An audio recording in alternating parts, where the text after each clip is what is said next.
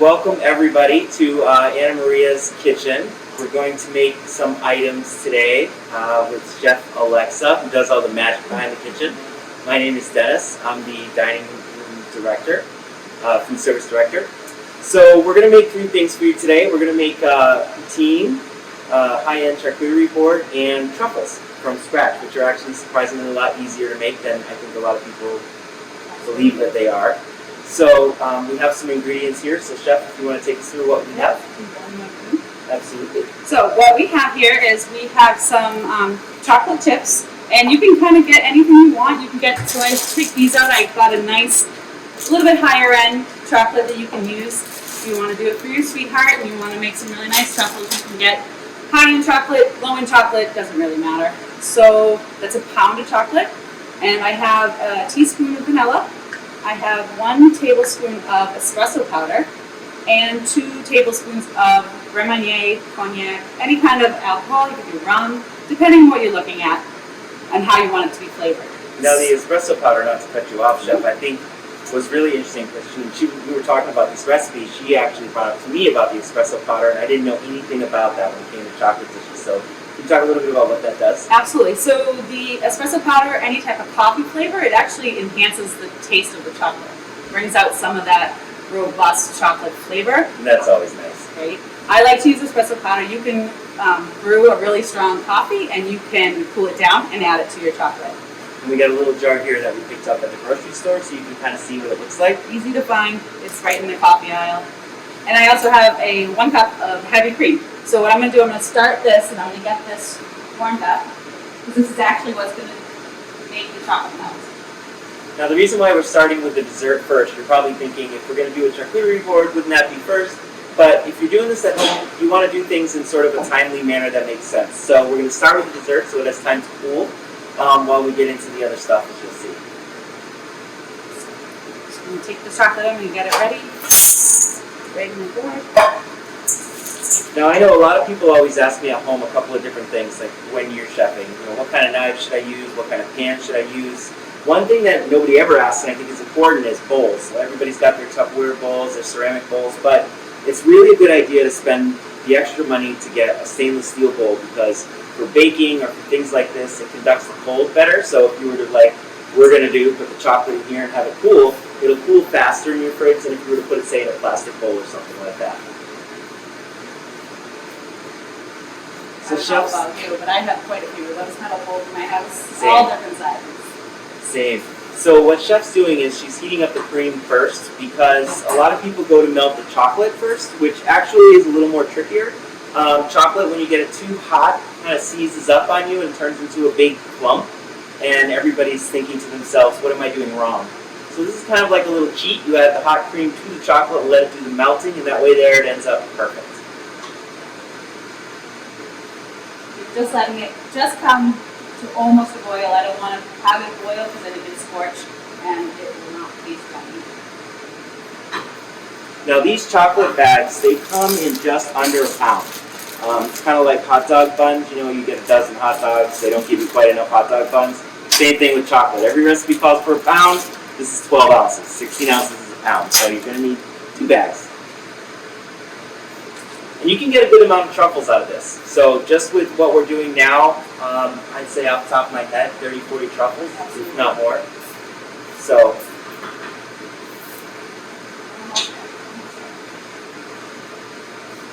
and they're really kind of like a nice low commitment dessert. You know, if you're thinking about Valentine's Day and people like give chocolates or they give stuff like that, that's nice, but this is like really unique. You made it, and when you see what the finished product looks like, you can give it to somebody and they're going to be like, oh my god, how'd you make that? It's actually, you're going to see how easy it is.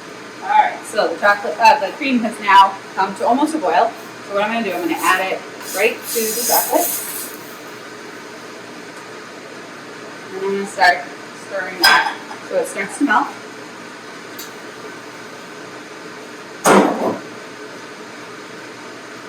And then once it starts to incorporate, I'm going to start adding some of the other ingredients in. That looks good. Vanilla.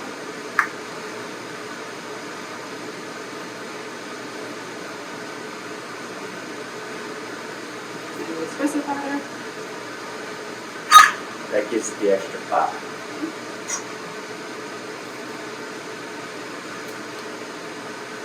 This smells amazing. I wish you guys could smell it. It smells so good.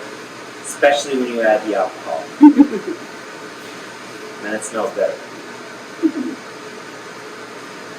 And last but not least, That really makes it the pop. Rind. Maybe show them, Chef, how nice and melted it is. That last bit incorporated, and it starts to get super shiny, super smooth looking.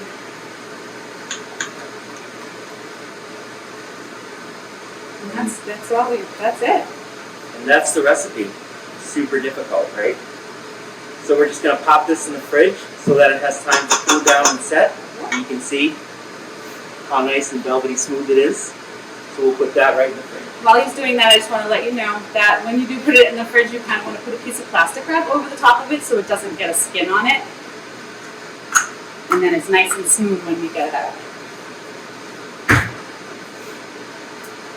Just like that, we have some already done. So you guys don't have to wait. This is the plastic the chef was talking about, so it keeps the skin from coming off. And you can kind of see, just poke it, it's kind of like a little bit more firmer than chocolate sauce, but a little less firm than, say, a candy bar. It's ready to go. Yep. Scoop this. So we have a setup that we're going to actually scoop some, and we're going to show you how to roll them, and show you how simple it actually is.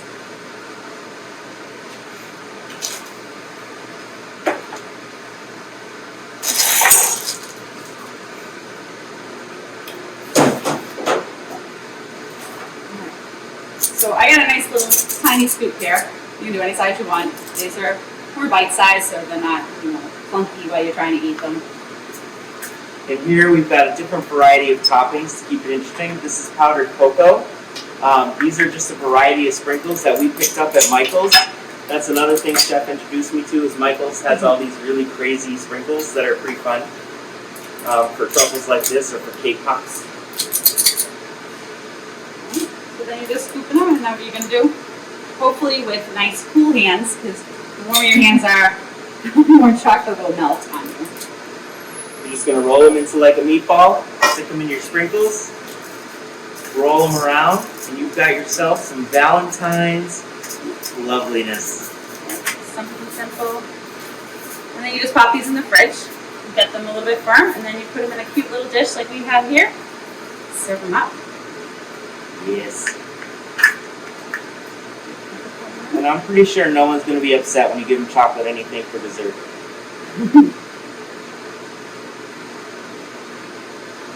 There you go. And that's it. And that's how they look.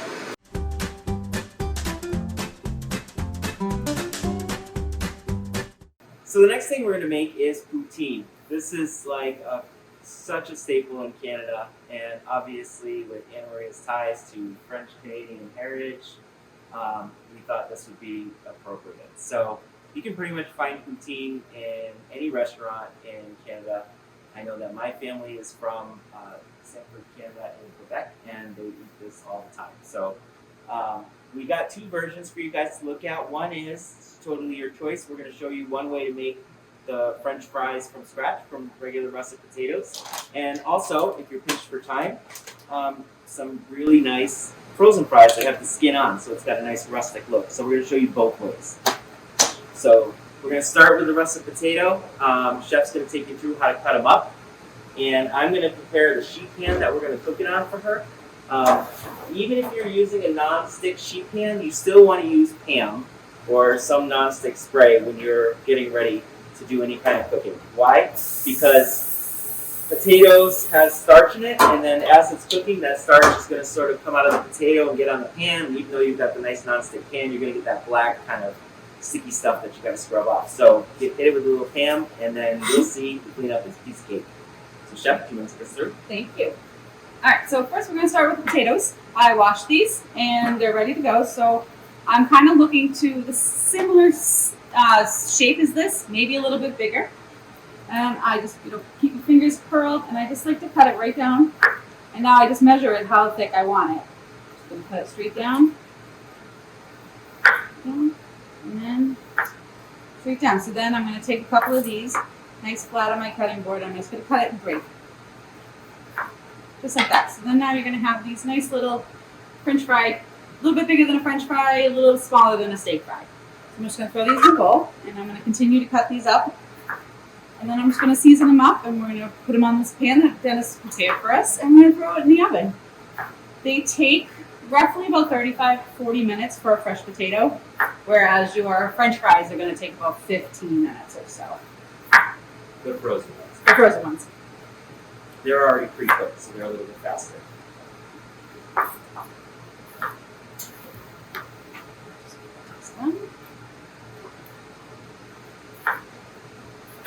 Now the kind of poutine that we're going to make is very traditional, just with the gravy and the cheese curd, as you'll see. But this is very much like Canada's version almost of nachos. I mean, you can top it with, as long as you have the basics, the French fries, and the gravy, you can top it with anything. I've seen all kinds of different delicious concoctions.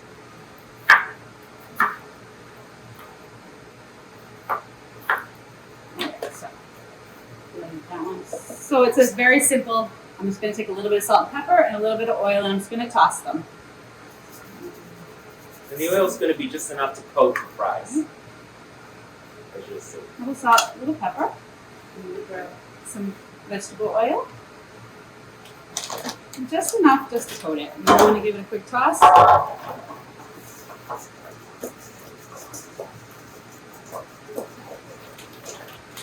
Right on the sheet pan.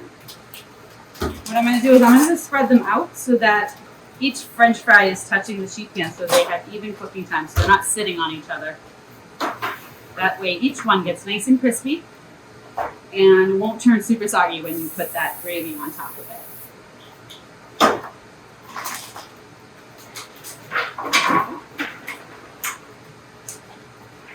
Alright, so I'm going to go ahead and I'm going to put these in the oven.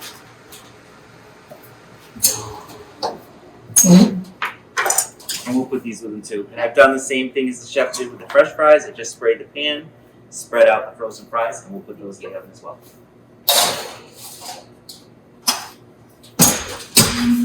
Now while that magic's happening, we'll move over to the gravy. That'll be the next thing that you want to do. So now we're going to start with the gravy, and chef's got all the ingredients measured out. She'll take you through that. One of the first things that she's going to be doing is starting with what's called a roux. And really there's essentially 5 ways to thicken food. Roux is being one of them. It's equal parts of fat and flour, as the chef will show. Another one is with something called a slurry, which is cornstarch and water. If you're doing a cold thing like with gazpacho or something like that, breadcrumbs is how we thicken that. A traditional reduction for cream sauces or stuff like that, kind of taking and let it cook down to thicken on its own, is another great way. And then lastly, if you're feeling brave, you can thicken any sauce or something with an egg by tempering an egg. But today we're going to do a roux. And once you learn how to do a roux, you're probably going to use it all the time. Want to take us through it? Sure. So a roux, like Dennis said, is fat and a flour. So I have a 1/4 of a stick of butter. You put that right in your pan, and I preheated the pan a little bit just to get the butter melting quicker. And then I have a 1/4 cup of flour. So I'm just going to let that melt. And while that's starting to melt, one of the main things that a lot of people do, I mentioned earlier about questions people ask me, what knives, what pans. Another thing they always ask is, what's a cheat you could tell us? And a lot of people don't preheat their pans at home. They'll just take a cold pan and start cooking on it, and that's actually going to slow everything down because now it has to heat up the pan, it has to heat up the food in it. So even when you're at home, you can put the pan on the thing. I don't recommend putting it on high, but medium, warm up the bottom of the pan, get it ready to go. Right. So now I'm going to put my flour because the butter is all melted.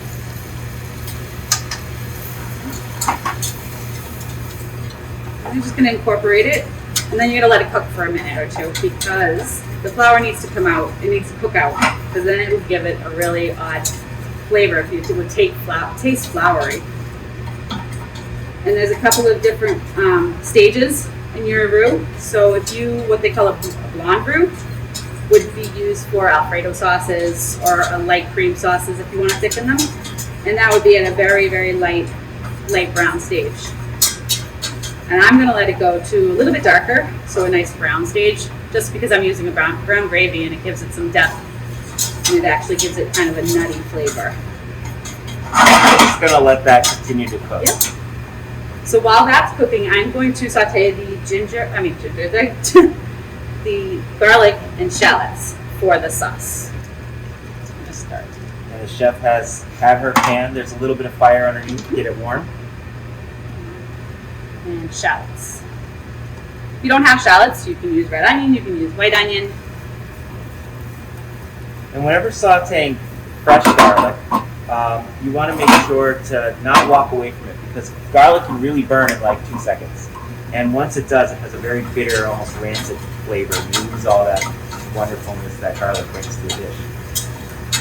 So I'll keep this moving, chef, while you do that.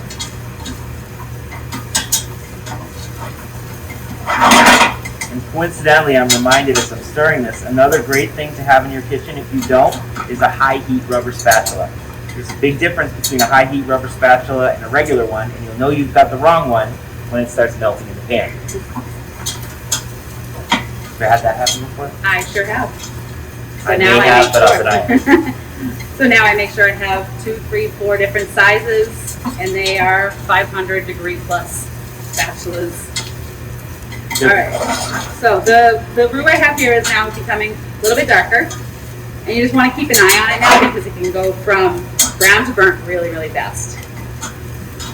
So I like this color, so what I'm going to do, I am going to take 3½ cups of beef broth, and I'm going to add it to this and whisk as I pour, so that you don't get any lumps. And when you're using a broth like we did for this, you know, what you pick up in the grocery store, you really want to taste your cooking as you go through it, because a lot of the ingredients that you're using already have a salt content to them. So, you know, if you're reading a recipe and it says add salt, pepper, and it's measured out or whatever, you definitely want to use your own taste buds, taste it at the finishing stages, and then add your salt and pepper. All right. So that's now all incorporated. So I'm going to go ahead, while Dennis is finishing up those, I'm going to start adding the last few ingredients. So this is 2 tablespoons of Worcestershire sauce. I have 1 tablespoon of balsamic vinegar. And 2 tablespoons of just regular old ketchup. I'm sure everybody's got ketchup in their kitchen, especially if you're French. Probably have it on your eggs. Or you have kids. Jeff, I think this is just about ready to go. Excellent. Do you want to go ahead and pour that in? Sure.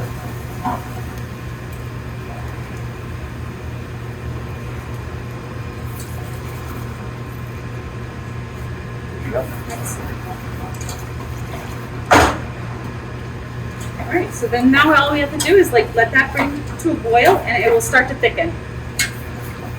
And the way roux works is the hotter the liquid gets, the more the flour sort of swells in the liquid, and that's what really thickens it up.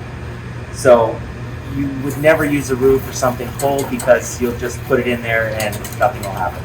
But you'll see as this cooks on and it keeps cooking, it'll just thicken more and more and more as it goes.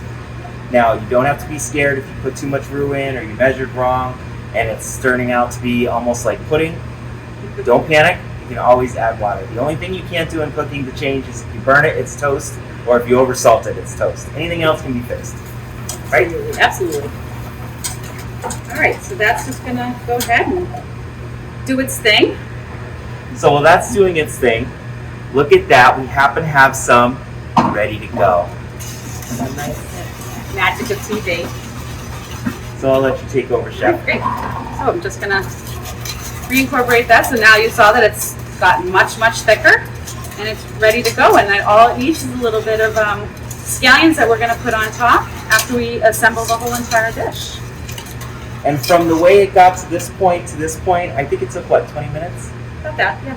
About. And you don't want to leave it on the stove. This is another thing, like it can go a little bit while it's thinner, but when it starts to thicken up, you want to kind of be watching it on the stove, because it will burn on you really quick, and you don't want that to happen. And we just talked about once it's burnt, it's over. So, great. Great. So now we're going to platter up the fries. We've got our fries here that are made, and Chef's got the gravy. We have our other ingredient, which is cheese curd. Now we found this just at the regular grocery store. It's right around usually where the goat cheese and that kind of thing is kept. But if you can't find it for some other reason, white shredded cheddar works fine as well. But again, you can do any topping you want. It's very versatile. So what I'm just gonna pop it open. This is 8 ounces. Go ahead and give it, oops. All over there. That one was running. Escape cheese. Alright, the cheese is on, and now I'm gonna ladle on this nice hot gravy. And that's going to start to melt some of the cheese. You almost want it to be a little bit half melted, half not melted. That's kind of how they serve it in the restaurant. So while Chef's putting on the gravy, I'm going to give it a little color because the dish by itself is a little bit brown. So since Chef put shallots in this recipe, we're going to garnish it with some chives. So it has onions in it, so we'll garnish it with onions. Does that make sense? So I'm just going to trim the chives. One thing that I did want to point out though is everybody always wonders like how do chefs cut so fast and all this other kind of stuff. One thing is we still have all our fingers. That's always a good sign. I've been professionally cooking for 25 years and have not had stitches ever on my fingers. So you're basically going to take your home chef knife like this. You're going to tuck your fingers in. I see a lot of people at home doing this. It scares me. So you tuck them in. The knife is curved so you can rock it actually. And you just rock it over the chives. Cut them nice and thin.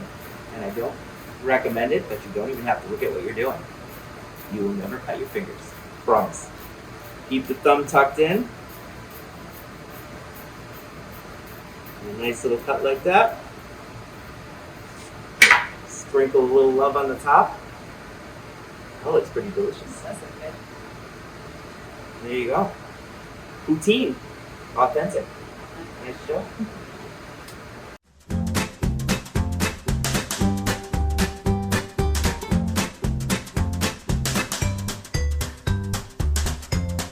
So the next thing we're going to move on to is we've got our poutine, we've got our truffles, and we're going to make a charcuterie board. So there are a lot of fun little shortcut tricks you can do to make a charcuterie board very high end with very little effort with basic ingredients. One of those things is, you might be surprised, is Pillsbury pizza sheets. I'm going to show you a fun little trick that you can do with these that will kind of elevate your charcuterie board, and your friends will all want to know the secret. Chef here, can you open this thing? Got that for you, Dennis. Hold on. It's child-proof, I can't break in. Just give it a little. There you go. Oh, there it is. Magic. You're the best. Okay. So.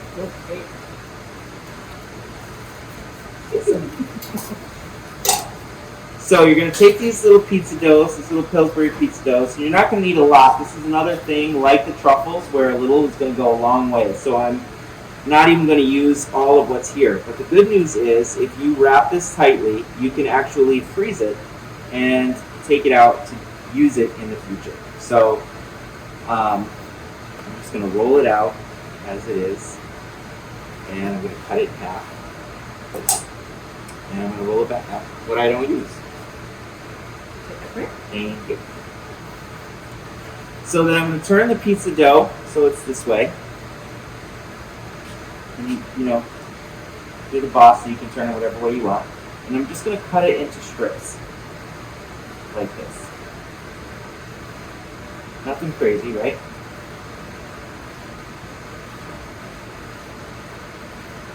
Cut it into strips, and I can keep going. But I'm not going to need that much, so I'm going to roll this up. And I'm going to freeze that separately so I can take it out and make these again next time I have a swirl. So you're going to take the pizza dough, you're going to kind of twist it a little bit. And what I have here is I have grated Parmesan, or shredded Parmesan, and I have 2 eggs that I just whipped. Now I prefer shredded Parmesan. You can use grated Parmesan, that comes like really fine. But you're going to have to keep an eye on it because that's such fine cut, it's going to like melt and burn a little quicker. So this holds up a little better, and that's why I like to use that. I've got my sheet pan. I've got parchment paper on my sheet pan. I keep parchment paper at home Very different than wax paper. Don't make that mistake or you'll have a smoky kitchen. And yes, I put a little Pam on that too, just because I want it to come off when the cheese melts super easy. So I'm twisting them up. I'm going to dredge them in the egg yolk. Do a couple at a time.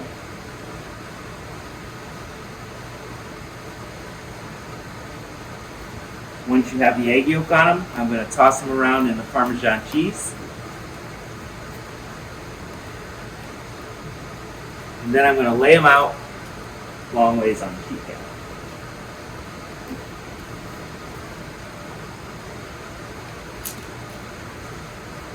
And I'm just going to repeat this process until I have them all done. And this is also, it's really great to show height on your cheese boards. And also, they're also super yummy for this little snack. But I really like them because they show height. So once I have these done, you're going to put them in an oven. 350 degrees is fine. And they're going to bake in the oven. You know, everybody's oven's a little bit different. They're probably only going to take like 10 minutes. So after 10 minutes, I would take a look and make sure, see how they're doing. And if they've got a golden brown color, which you'll see at the end, they're done. I think we'll stop it there. Put those in the oven.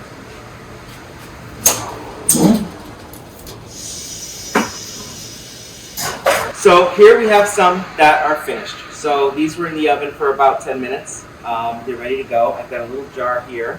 And basically, once you let them cool down, you can just stand them up. You can use a little flower vase or whatever you want. I think this might have been a candle holder that I turned into my own little thing for my charcuterie boards at home. Stand them up, and you got these nice homemade cheese straws that everybody's going to be like, how'd you make those? It looks so difficult. Just don't tell them you use Pillsbury. You'll be fine. Anyway.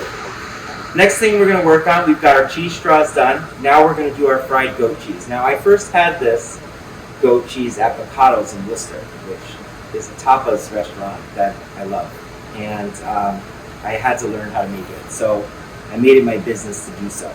So it's really just a few ingredients. It's goat cheese. Now you can use, if you're going to do a bigger party, you can use something this size. They also make smaller ones that you can get at the grocery store. The one we had, we didn't see any. But this is another one of those few cheeses that you actually can freeze this and it'll be okay. Not all cheeses do freeze well. A lot of cheeses like your cheddars and stuff like that, when you go to cut them, they'll just crumble apart after you froze them. But this one is not a problem.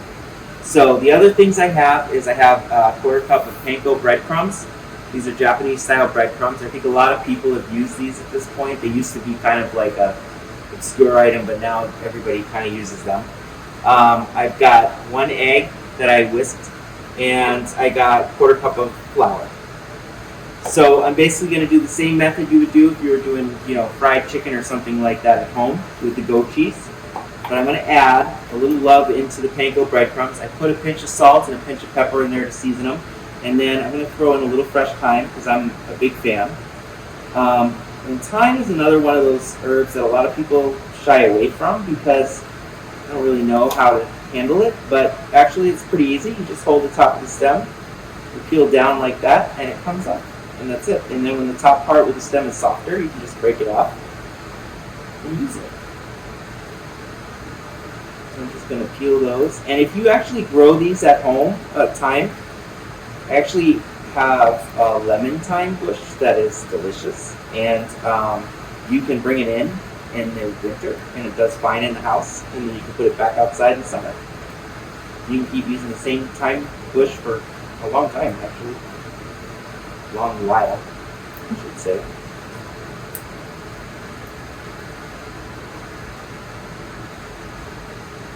So peel those off. These. That's it. Got my stems, and just so that I don't have too much stem in there, I'm going to chop it up a bit. Using that same rocking motion with the knife. Good cutting you shouldn't hear. You hear this? There's something wrong. You don't like your knife. It's done something on me. So I'm going to put the thyme in there, stir it all around, give it a little color. This is the goat cheese. Let's take it out of the pack.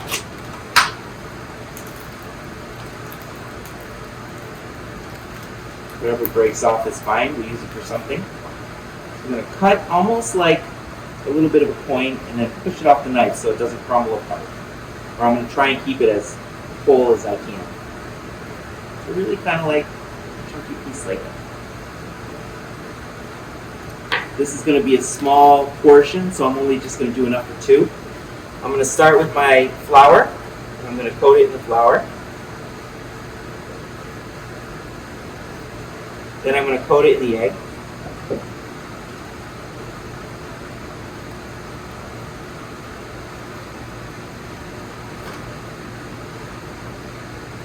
And then I'm going to coat it in the panko.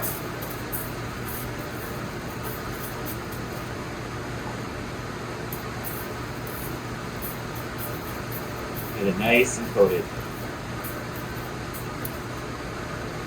And once you have it nicely coated, you're ready to fry it.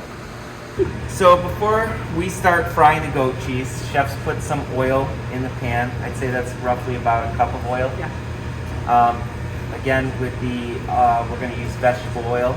Not all oils are created equal. A lot of people don't realize that. I know friends that use olive oil on everything, which olive oil is delicious. But there's a certain temperature where olive oil goes from being delicious to rancid. So you don't want to be doing any frying, or we coated the fries, for example, in vegetable oil because we knew they were going to be in the oven for a while. Really, you only want to use olive oil when you're adding flavor to something, or if you're going to saute something quickly. So in this case, we've got 1 cup of vegetable oil. Chef, you want to take us through frying it up? Sure. So the best way to figure out if your oil is ready to go is when I just take a little bit of those panko crumbs that you use, and I just kind of sprinkle them a little. If they start to fry up like they are now, your oil's ready. So I'm going to take that goat cheese and I'm going to put it in the pan, but I'm going to push it away from me so if it splashes, it doesn't splash on me. And I don't know if you've ever had an oil burn, it's not fun. You feel it for the rest of the day, if not throughout the week. So I'm just going to let those go. And panko definitely cooks up much faster. So we're just going to keep an eye on those. And what I'll do is I'll turn them and I'll rotate them and I'll get all the sides until they're nice and golden brown. And that's really all you're looking for, is just color on the breadcrumbs to know that when it's done. And this is an item that you're not necessarily looking for it to be hot. You know, if it's a little warm, if you can do it last minute before the party, it's nice to have, you know, the oil in the pan ready on the stove, and then, you know, if your party's starting at 6 o'clock, maybe this is something you can have it ready to go. You know, the goat cheese can already be breadcrumbed and ready to go in your refrigerator waiting for you. You've got your pan on the stove, 5:30, you turn it on, you get these a little brown, and you're ready to go. I'm just going to brown the sides too, just evenly. Now, if for some reason it's a summer day, and you've had the goat cheese out a little while, for a few minutes as you're getting ready, and you're finding that it's melting on you on this point, don't get nervous. You can always just pop them in the freezer, freeze them a little bit, and then go back to frying it, and it'll hold up fine. Between the heat and the room temperature, when folks go to eat it, it'll be nice and soft and ready to go. So I'm happy with that. So I'm going to shut the oil off, and then I am going to move them onto a cutting board or a pan with paper towels to absorb the excess grease. And a lot of time, if you're doing something like this, if you can see the oil in the pan is still in pretty good shape. I mean, it's not dark, it's clear, and you're like, that's such a shame to waste it. You actually can let this come down to room temperature and cool. You can put it in a bottle or mug or whatever, and then you can pop it in the fridge, and you can reuse this oil, especially if you used it for something like goat cheese. If you're gonna fry something like meatballs or fish or something like that, I wouldn't reuse it because you're getting the fats, the other fats mixed with the oil. And that might cause a popping hazard when you go to reheat it. But something like this, you can go ahead and reuse the oil again.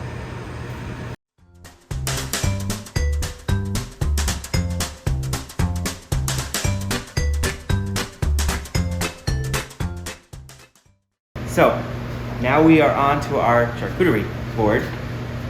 So charcuterie boards are really kind of like, they can have a lot of different things on them. What I also like to do with the charcuterie board is use it as the centerpiece for the rest of the foods that I'm doing, if I'm doing like a buffet or something like that, because I think with all of the fun things that come on it, I think it should have its own place and showcase on the table. So you really want to keep things in mind like variety, height, color, those kinds of things when you're putting your board together. So we have a cutting board right here that we picked up from like a Home Goods or something like that. I like to use a cutting board style when I'm doing my displays for cheese because it has that rustic feel. You know, you think cheese and rustic and wine and oak barrels and it all kind of goes. So we used a cutting board here, and then this is just a little wood block that we had that we put there as well. And I've got my fried goat cheese here. I've got some quince paste, which we picked up. This was in the cheese area as well. I got crackers that I'm going to use. And we have a Gruyere cheese here, which is a French cheese. It's very strong and tart. This is a cranberry Stilton, so very in the very Massachusetts kind of local cranberry, as well as fits the season. And I've got a cheddar because I like to have cheeses for people to try, but then I also like to have a go-to in case somebody's, you know, not wanting to get too crazy. So this is a aged cheddar, and this is a St. Albans, Vermont cow's milk cheese. I picked this cheese because St. Albans is right near the Canadian border in Vermont, and coincidentally there's a lot of my family that lives there. So I saw that and I said I've got to get it. So a couple of things about cheeses to note. People always ask me when to rind and not to rind. You know, when's it safe to eat and when it's not safe to eat. For example, on this Gruyere, it's got this outer rind. On this St. Albans cow's milk cheese, it's got this what's called a bloom, which is, all that means is this is a food-safe bacteria that they put on to help age the cheese process. They're perfectly safe to eat. They're just going to be a little bit stronger flavor than the actual cheese itself. Some people love it, some people are afraid of it. The things that you don't want to eat are sort of the wax that you find in Gouda, or sometimes there might be paper on the cheese. And I've also seen higher end cheeses come actually in bark. You don't really want to eat that either. So we've got some nice crackers here. I like to do an artisan cracker, sort of gives it more upscale feel. And then something I find that I love to do that people are always snapping pictures of when I have these parties at my house is I get fresh honeycomb. And I'm going to talk a little bit about, as I set this up, honey and cheese and how magical that is together. So we also have a Sopressata. I like to use a Sopressata. It's one of my favorites. And this is a black pepper coated salami. You can get pepperoni. I mean, you can do prosciutto. It's totally up to you. But your basic ingredients are to have meat, cheese, crackers, and you want to play with flavors. So you want sweet, salty, spicy. The more interesting you can make it, the more interesting it's going to be for your guests. So we're going to start with the cutting up the cheeses first and then move on to the meats so that I can use the same knife and not get the grease from the meats on the cheese when I'm cutting them. So I'm thinking about that, not only that part, but also cheese color. So if you get an orange cheese or a cheese that's a different color, you're going to want to cut that one last. Then the other thing you want to do is you want to kind of figure out how are you going to tell your guests what that cheese is. So you can either remember them and explain to everybody as they arrive, but me myself, I can't really remember too much, or I'm socializing and I don't have time to stand in front of the cheese board and explain it.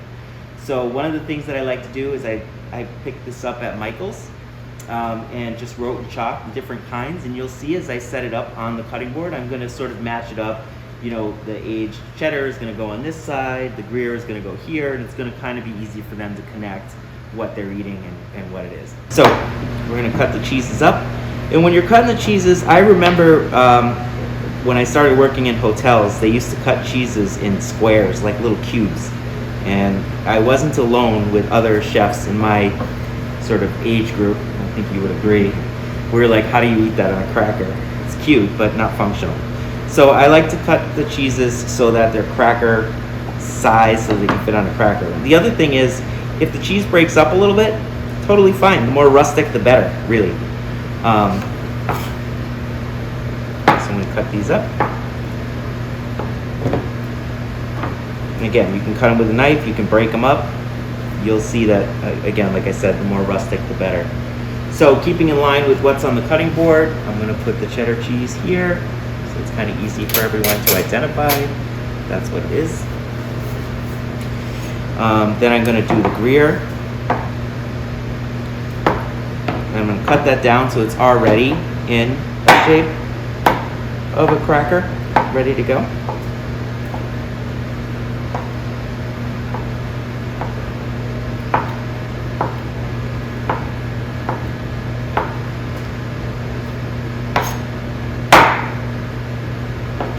And on the end where it has the rind, I'll just leave that part and I'll make a cheese sauce with it or something like that, because I don't know, at least at my house, a lot of people will want to eat that. But it, like I said earlier, it is totally edible and delicious and great with a nice red wine, actually. So I'm going to sort of cascade that again. You can kind of see it coming together. The cranberry Stilton, I'm going to cut a little bit off on the side. It's kind of crumbly, which is totally fine, but I'm going to kind of leave it together just to be so that it's interesting on the platter. I'm going to put that, keep it together like that. And this is not something you need to worry about getting too crazy. A couple of pieces. Just like that. So we got our Gruyere on there. The St. Albans cow's milk cheese I'm going to put right here. Little thing, and we've got some cheese knives, so I'll put the cheese knife here, and I like to go ahead and stick the cheese knife in there so no one's afraid to dig in. Nobody ever wants to ruin your display. So the goat cheese pieces, I'm going to put these goat cheese pieces right here in the little front like this,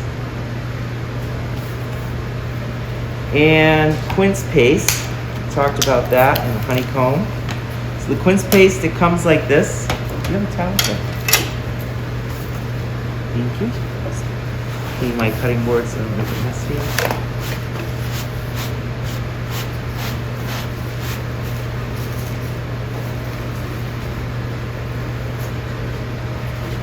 So I'm just going to pop this out.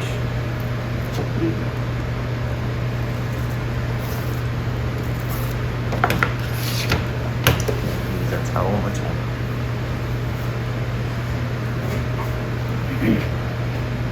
And it usually comes in a block like this. You don't need a lot of this. And I'm adding this because it's super sweet. So again, I'm trying to incorporate sweet, salty, spicy. The almonds I toasted are toasted with Cajun seasoning and a pinch of salt. And this is another thing that you can freeze and use again later. So that's the nice thing. You know, you get these things and they're in these huge blocks and you're like, what am I going to do with it now? But you can use it later. So I'm going to put the quince paste here.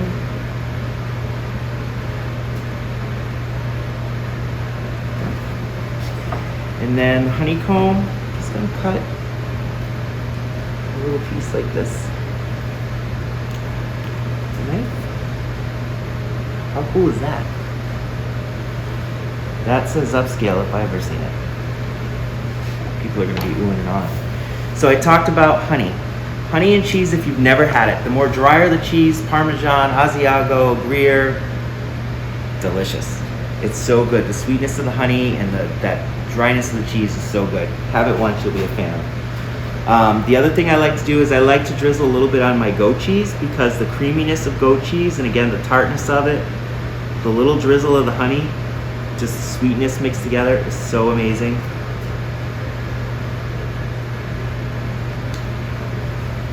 Like that. Then I've got my crackers. Keeping with my theme of no fuss, I'm just going to break the crackers up. I'm not going to worry about too much size or anything like that. Because I think the more rustic it looks, the more interesting it looks. And I'm just going to place the crackers where there's spaces. Like this. There's also a bunch of other things that you can add to this cheese tray. We have, if you didn't have time or you didn't know how to make those cheese straws, you can get breadsticks that are already made.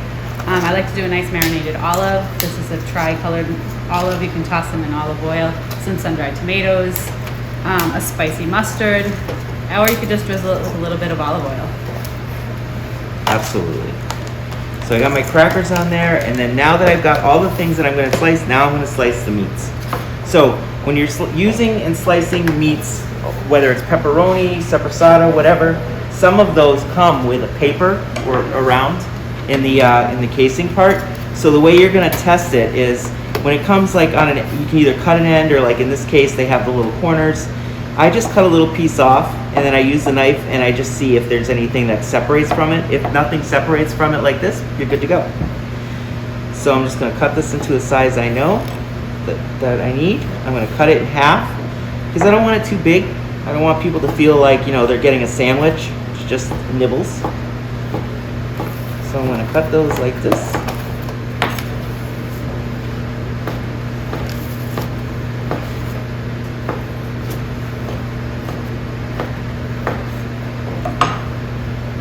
And then I'm going to go ahead and fill in the spaces where I have some, and I'm going to put the meats. There are no rules. It's your cheese dish, so you can do whatever you want. And then lastly, I'm going to go for the pepper one, because it is the most messy.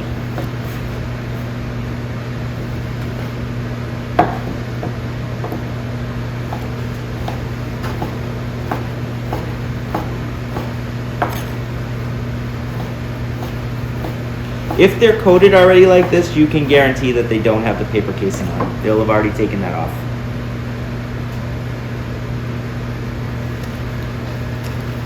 And you can see, like, it doesn't take much to really kind of fill it up and have all these little interesting bits for people to kind of look at and decide what they want to eat.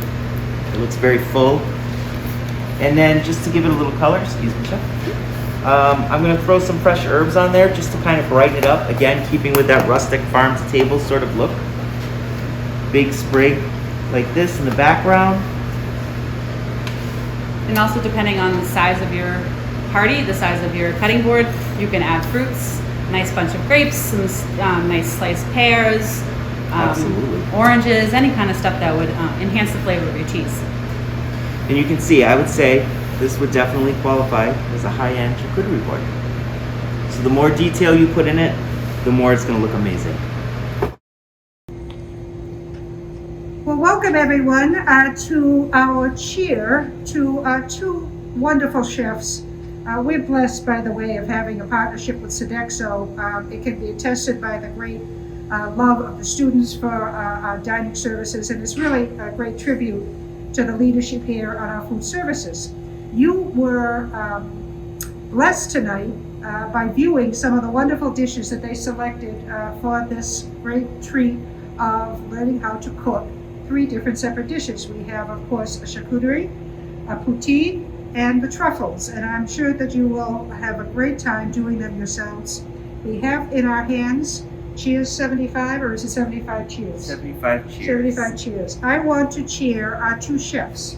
First, our head chef, who is Alexa Merrill, and our Director of Food Services here at Anna Maria College, Chef Dennis Gay.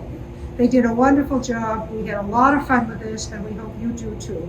Happy 75th, 75 cheers. Cheers. Cheers. Cheers. Thank you.